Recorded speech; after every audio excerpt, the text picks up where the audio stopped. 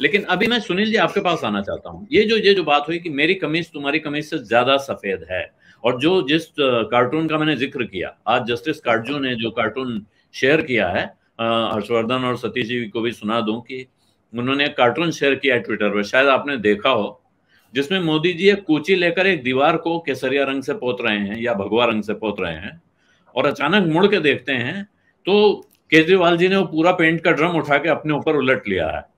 तो अब ना तो आपके पास पेंट करने को कुछ बचा है, और ना आप उनसे ज्यादा केसरिया हो सकते हैं। ये परिस्थिति जो लाके रख दी है, इसको किसी भी तरह से क्या राजनीतिक तौर पे जस्टिफाई किया जा सकता है? अपने को अनम्यूट कर लीजिएगा सुनील जी।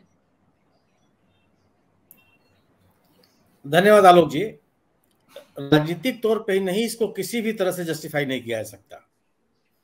आप भारतीय करेंसी, भारतीय मुद्रा के स्वरूप को बदलने के लिए, डिजाइन को बदलने के लिए किसी को भी राय देने का अधिकार है। राय देने का अधिकार नहीं, अगर आप याद कीजिए तो समय समय पर रिजर्व बैंक लोगों से प्रविष्टियां आमंत्रित करते हैं कि आप हमको सुझाव दीजिए कि हम रुपए का स्वरूप को कैसे कर दें, करेंसी का रूप कैसे बना दिया जाए, क्या रंग हो, क्या हो, कैसे हो, यह प्रविष्टियां भी आमंत्रित करती है।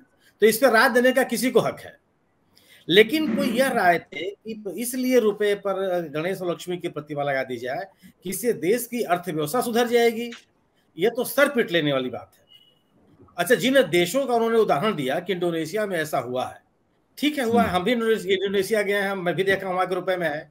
तो क्या इंडोनेशिया की जो करेंसी है वह दुनिया की सबसे ताकतवर करेंसी है? क्या इंडोनेशिया इस दुनिया का सबसे आर्थिक रूप से संपन्न राष्ट्र है?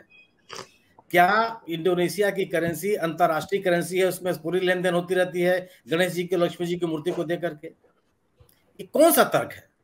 और इस बात को एक ऐसा व्यक्ति कहे, एक ऐसा नेता कहे जो अपने आप को IITian कहता, भारतीय प्रौद्योगिकी संस्थान से पास आउट है, वो एक ऐसा नेता कहे जो इस देश की एक बड़ी नौकरी है उसको करके निकला हुआ है, एक ऐसा नेता कहे जिसने बदलाव की राजनीति करने का दम भर करके राजनीति में प्रवेश किया था, और एक ऐसा नेता कहे जो दिल्ली में सत्ता में आते समय एक गाना गाया था स्टेज पर चढ़ करके, अगर आपको याद हो, कि लोगों में हो भाईचारा। और आप आते आते गुजरात का चुनाव आते आते आप उतर आए कि गणेश और लक्ष्मी के, और ये आप राय दे रहे हैं कि साहब ऐसा इसलिए कर दिया जाए कि देश की अर्थव्यवस्था सुधर जाएगी। मतलब आप इस पे सिवाय अफसोस करने के इससे और क्या कर सकते हैं आप? कि आप ऐसे इस हमारे हमको ऐसे लोग नेतृत्व करने का दावा कर रहे हैं जिनके मन में इस तरह के विचार आते हैं। अंधविश्वास फैलाने का इससे बड़ा पाखंड और क्या हो सकता है? आप पढ़े लिखे, आप आए थे किस तरह से राजनीति करने के लिए? गवर्नेंस के नाम पर। जब आपको अभी सरकार ने आपकी आबकारी नीति को लेकर पूछताछ शुरू की तो आपने कहा कि मैं तो शिक्षा और स्वास्थ्य को ठीक करना चाहता हूं और ये मुझको तंग कर रहे हैं।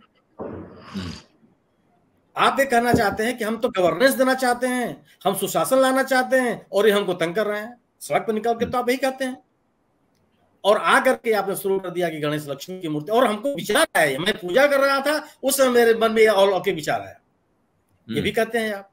बड़े विचार मग्न होकर के आपने निर्णय सुना दिया। तो आप इसको राजनीतिक मतलब राजनीतिक रूप, यह दुर्भाग्य इस देश का कि हम एक ऐसे नेता के साथ हमारा पाला पड़ा है जो इस तरह की बात करता है।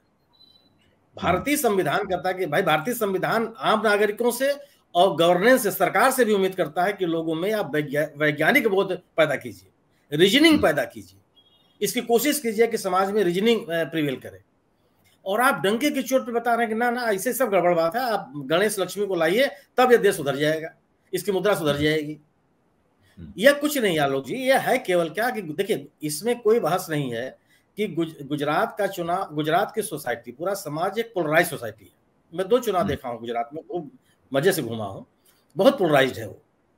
उसमें कुछ चल तो रहा नहीं आपका, तो उसमें एक रास्ता बनाने का इन्होंने तरीका ढूंढा।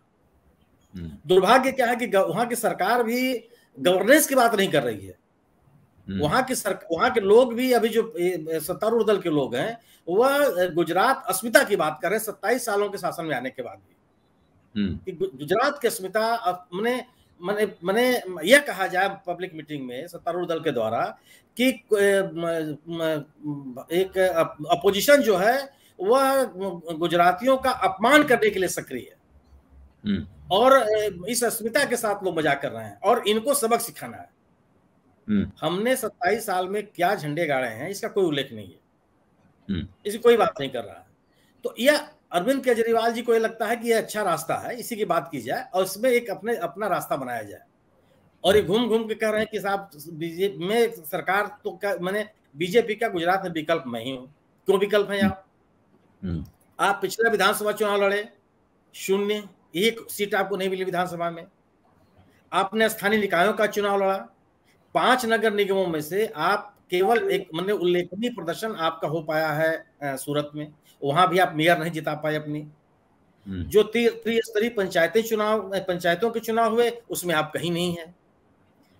इस देश के संसदीय इतिहास में क्या कहीं यह हुआ है कि ऐसी पार्टी जिसका पिछले चुनाव में विधानसभा में 1 सीट न रही हो और अगले चुनाव में सरकार बना ले? देश और दुनिया के किसी संसदीय इतिहास में ऐसा हुआ हो तो मैं भी इस नए तथ्य से हम लोग परिचित हो जाएंगे। तो यह केवल राजनीति का, आलोक जी, चुनावी राजनीति का एक शॉर्टकट है, वो ड्रम उलट लेने वाली बात है। और बीजेपी के दुर्भाग्य क्या है, बीजेपी के भी लोग यह नहीं कह पा रहे हैं कि नहीं जो बात कह रहे हैं ये गलत है, यह बिल्कुल अतार्किक है, नियमों के विरुद्ध है और अर्थशास्त्र के नियमों के विरुद्ध है।